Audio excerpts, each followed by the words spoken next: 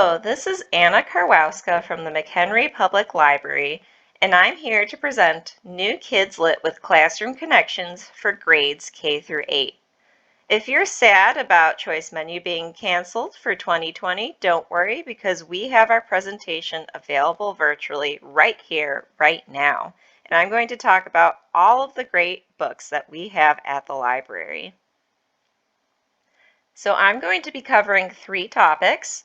I'm going to be covering social emotional learning, as well as the Teaching Illinois History and Inclusive Curriculum Laws, and books that pair with each of these topics. So our first topic is great SEL titles.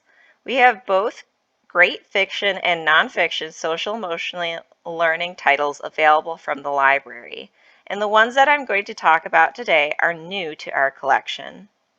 So first off, our really great fiction books. Our first book is Can I Play Too by Samantha Cottrell. This is about 2 boys who play with some trains, but their project takes a turn when one of the boys insists on only doing things his way. Their disagreement spells disaster until a kind teacher steps in and explains how to tell when a friend is feeling happy, frustrated, or angry. And most importantly, how to ask for a do-over. This is a really great book when talking about compromising and paying attention to how other people are feeling. Our next book is Hurry Up, a book about slowing down, written by Kate Dupirek. Hurry Up is about one busy boy's life, where his life is all hurry up, hurry down, hurry round and round and round. That is, until he takes a big breath and a big break and slows down to see all the wonderful things in the world around him. This is a really great book if you want to talk to your students about how to slow down and think about the things that are going around them. Our next book is Tomorrow I'll Be Kind by Jessica Hische. This is a really great book that reveals the ways to be helpful, patient, gentle, honest, generous, grateful, and especially kind. This book is a really great reminder to all readers that the smallest kind gesture can make the biggest difference in the world. Our next book is Here and Now by Julia Denos. This is a really great book about mindfulness, meditation, and enjoying each moment. This is a really great picture book for engaging children who are schooling from home and who are eager to feel connected to their world while managing these new anxieties. Our next book is Why Do We Cry by Fran Pintadera and Anna Sender. This is about a young boy, Mario, who asks his mother, "Why do we cry?" She gives him many reasons. We cry because our sadness is so huge, because we don't understand the world, because we can't find the right words, and most important, she tells him, we cry because we feel like crying. However, the book ends on a happy note and states that sometimes we feel like crying for joy. If you have a student that has ever wondered why do you cry, this is a really great book to introduce to them. Our next book is Rita and Ralph's Rotten Day by Carmen Agraditi and Pete Oswald. This is about 2 friends, Rita and Ralph, who live on neighboring hills, and they are best friends until a silly accident while goofing around ends up with both of them angry and unhappy, and they both need a way to heal the break in their relationship. Our next book is Ravi's Roar by Tom Percival. This is about a young boy named Ravi who has never minded being the smallest in his family, until one day he can't reach the monkey bars, he can't find anyone during hide-and-seek, and he's too little to ride the big slide. He's so mad that he can't control his temper anymore and becomes a ferocious tiger. At first, being a tiger is great. Tigers can do anything they want. But does anyone want to play with a wild tiger who won't share or behave? This is a really great book by the author of the Big Bright Feelings series, and one that your students are sure to love. Last but not least, we have the Nocturnal series. This is a really great early reader series with multiple books that have already been released. And what's really great is that this series also has a social emotional learning teacher's handbook available online. The Nocturnal series is written by Tracy Hecht. Next up, we have some great nonfiction titles that I wanted to share with you. Our first one is 100 Ways to Be Thankful, published by National Geographic Kids. This nonfiction title has plentiful ways to learn how to be thankful. Discover 100 creative ways to express gratitude for all that's good in your life with this powerful little book. Our next book is the Yoga for Everyone series, and the one that I really want to highlight is Breathing and Meditation. This is a 6-book series on yoga, but in this book in particularly, the illustrations and step-by-step instructions show and tell young readers how to meditate and how to use breathing techniques. The book walks them through SEL concepts of wellness and mindfulness, and benefits of the practice are also introduced.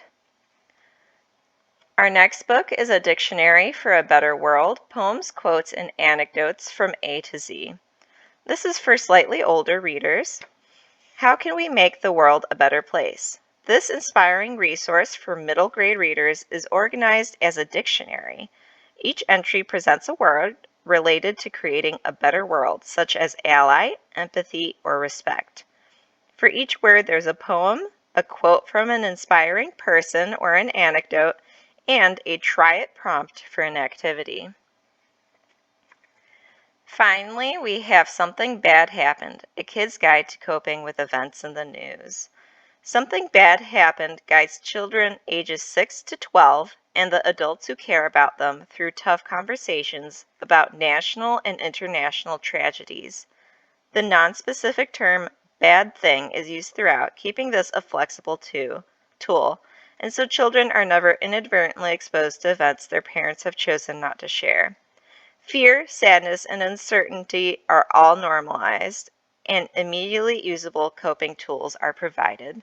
This is an especially great book in today's climate. And finally, the book that I really wanted to highlight for you guys is Classroom Reading to Engage the Heart and Mind, 200 plus picture books to start SEL conversations by Nancy Boyles.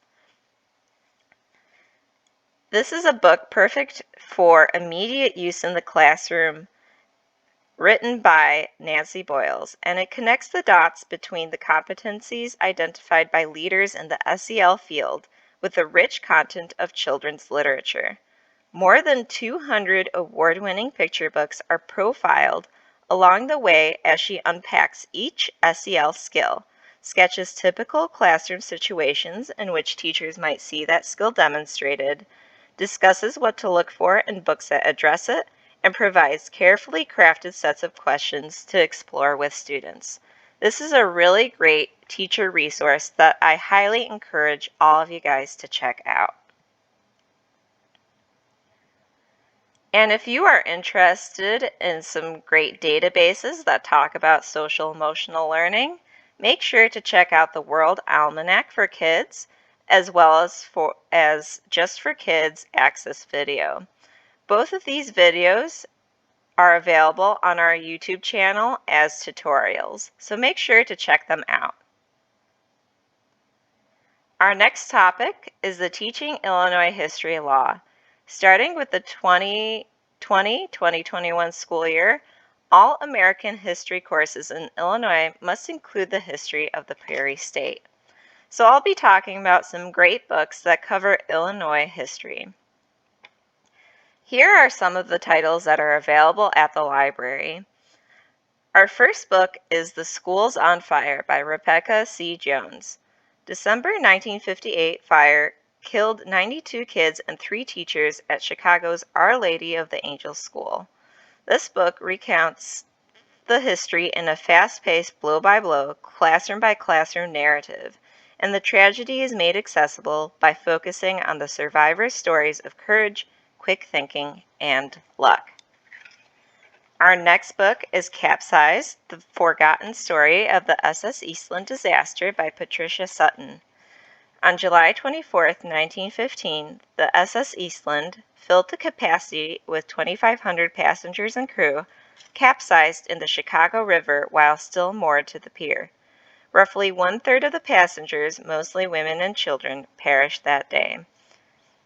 Read this book to find out the full history of the SS Eastland disaster. Our next book is A Few Red Drops, which is about the Chicago race riot of 1919, written by Claire Hartfield.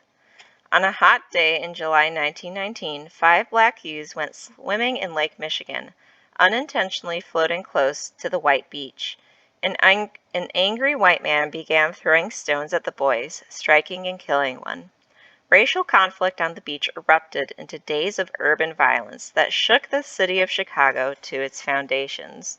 To learn more about this day, make sure to check out A Few Red Drops.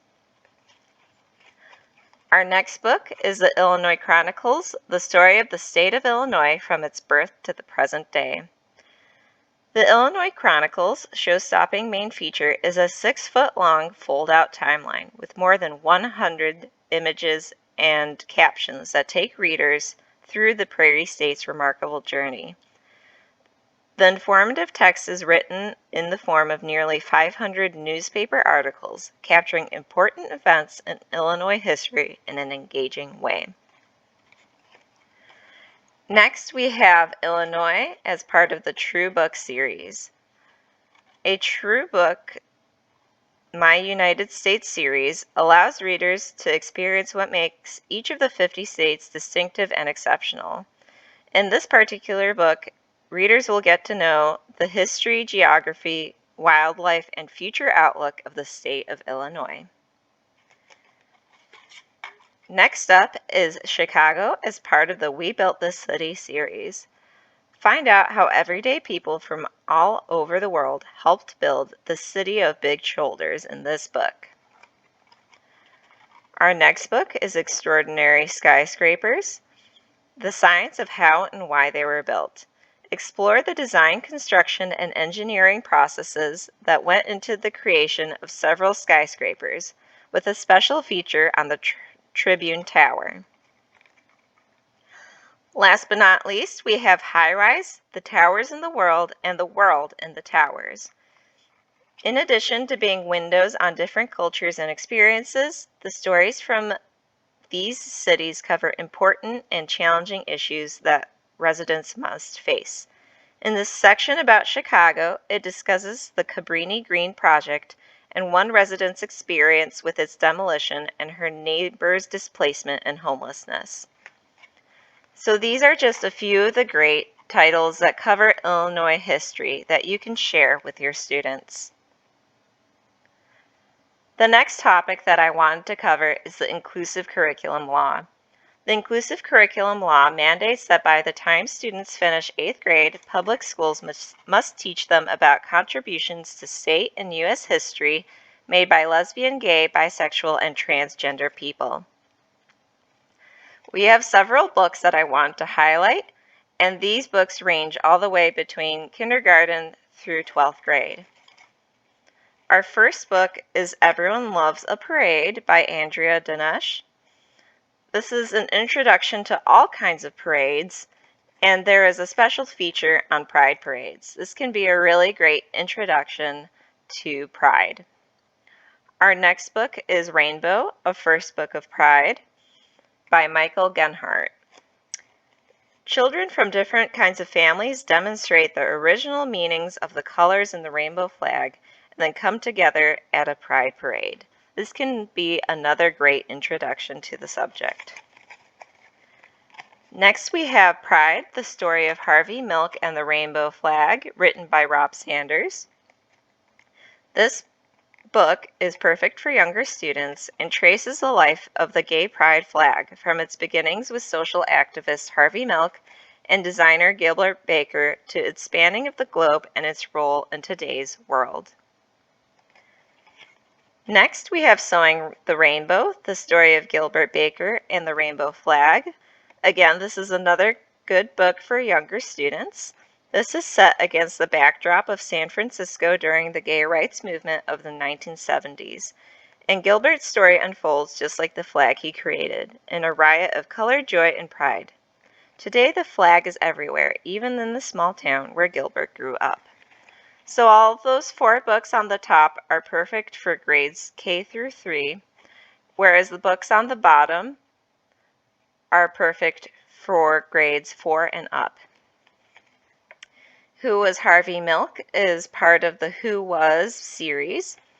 This talks about Harvey Milk and how he was captivated by the history-making movements of the 1960s. He would eventually make history of his own by becoming the first openly gay elected politician in California. While in office, Harvey Milk advocated for equal rights for the gay community. Our next book, Raise Your Voice by Jeffrey Kluger, is about 12 protests that shaped America. It recounts several protests throughout American history, including the Stonewall Uprising. This can be a really great introduction to that particular part in history. Our next book is The Stonewall Riots, Coming Out in the Streets. This brings the uprising into perspective by tracing American gay history from the late 1800s up to the 1969 demonstration and its aftermath. Our next book is A Queer History of the United States. Through engrossing narratives, letters, drawings, poems, and more, the book encourages young readers of all identities to feel pride at the accomplishments of the LGBTQ people who came before them and to use history as a guide to the future. This book was written by Michael Bronski. Last but not least, we have The Gay Agenda, A Modern Queer History and Handbook, written by Ashley Melesso and Chess Needham. The Gay Agenda is an inviting and entertaining guide that pays tribute to the LGBTQ+ community. Filled with engaging descriptions, interesting facts, and helpful features, such as historical queer icons and events and LGBTQ+ acronym definitions, this fabulous compendium illuminates the transformation of the community, highlighting its struggles, achievements, landmarks, and contributions. And like I said, these last 5 books on the bottom are perfect for both older elementary as well as middle school and high school students. If you want to learn more about different historical events, either more about Illinois history or LGBTQ+ history, I highly suggest checking out History Online. This is a set of databases, and the one that I would encourage you to check out is American History Online. We have a handy-dandy YouTube tutorial available for you to watch, so make sure to check that out and learn more about how to access this amazing database to help teach Illinois history as well as LGBTQ+ history. As a final reminder, I wanted to tell you guys about how we are offering virtual school visits. All of your favorite services are now available virtually through Zoom. We have story times, book talks, as well as database tutorials. So if you want to learn more about the databases that I highlighted during this presentation, we are more than happy to present them to your students or to your teachers.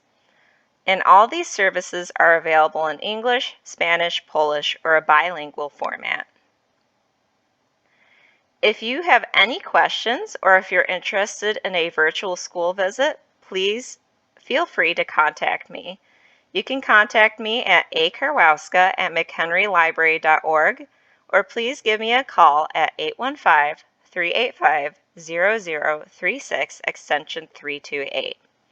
I hope you really enjoyed this presentation and that you had a lot of great ideas for different books and resources to use. Thanks, and hopefully we'll see you next year at Choice Menu as well as throughout the school year.